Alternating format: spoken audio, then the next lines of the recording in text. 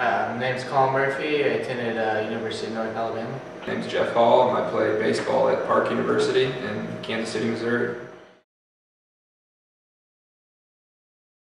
Well, always books come first, you know. Our responsibilities as a student athlete is, first off, like they say, student athlete. You got to be a student first, and whatever the school sets as your standard GPA, you have to keep above to stay eligible. You got to maintain that. And a lot of teams have separate. The team I played on has separate set of rules, not only classroom-wise, but off the field in the streets. Abiding by the law and stuff.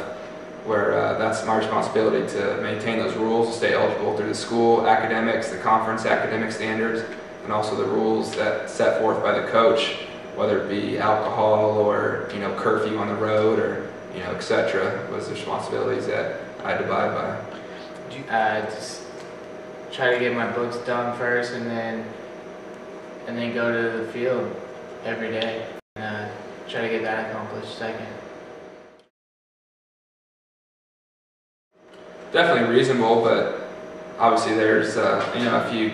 It's just time management as far as the classroom, but it's definitely harder than the average student having those because the coach doesn't really see the classroom, and the classroom doesn't see the coach. So it's not like two pieces working together. It's really two individuals, the teacher and the coach, working on their own schedule, not worrying about the other. So the teacher assigns you X, Y, Z.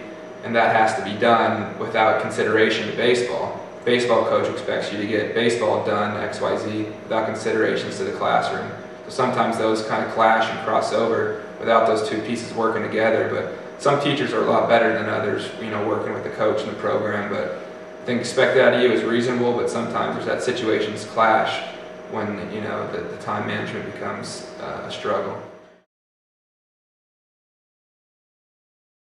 Not really unfairly, it's just tough though when you're trying to put everything together and accomplish everything, especially with homework, and then you're playing sports, playing baseball, 5 hours a day. It's tough to put it all together. No, I don't think anything was out of the ordinary, and there was some, you get some perks, whether it be time extensions and stuff. But nothing crazy. If you're a normal law-abiding citizen that at least attended class regularly, you're not going to have a problem to be at least eligible. But obviously on the baseball side of things, there's a lot higher expectations to be able to be successful. I also think it goes both ways.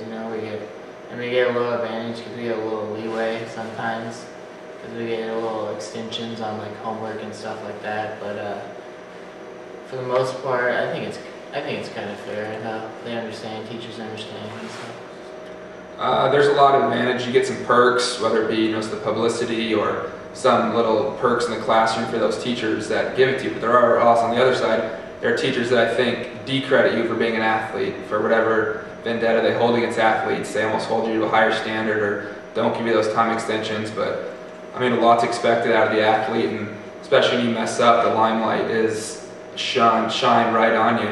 So as the athlete, when you do mess up, the disadvantages is you're always in the spotlight, expected to perform, expected to be the model citizen. Because when it comes down to is you're free marketing for the school. You're wearing the Park University name on your chest when you go out in the street.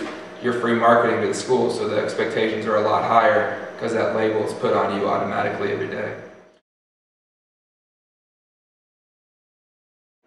Well, I think they just need to understand, especially for school-wise, what we go through, and they're not at the practice and stuff and see how hard we work. So especially the professors and stuff aren't all out there, and administration's not out there really. So I just expect them to understand, maybe through our coaches or something, what we go through, and how tough we work and how hard it is to balance both the school and baseball. First off, like they say, I'm a student athlete, so I think going to the school I went to, their responsibility to me is to give me an education, and that's staffing, and staffing a proper teaching staff that can teach me the tools I need to succeed down the road in my life. Getting my degree, signifies I can, be in the workforce in this country, and they need to give me the education where I can do that. That's a responsibility to me, and along with getting that education is the facilities to learn, the any of the utensils, the tools to learn, whether it be books, laboratory equipment, whatever, whatever field you're in, to be able to learn and be up to date with what the society expects from a student coming out of college to get right in the workforce. I think it's okay because that's what the athletics are there for. The bottom line is, in the world we live in, everything's a business. It's about money. So they're fielding athletic teams to make money, to help them out. So 100%, I believe, they should use the money they make off us to build better science programs, build better buildings, build better facilities for the average student. But the bottom line on top of that is they need to take care of us first, whether it be building facilities for these athletes to be to be supreme athletes, so that these athletes have a chance to go on in their respective sports, and then that leftover money can kind of filters down into these other places.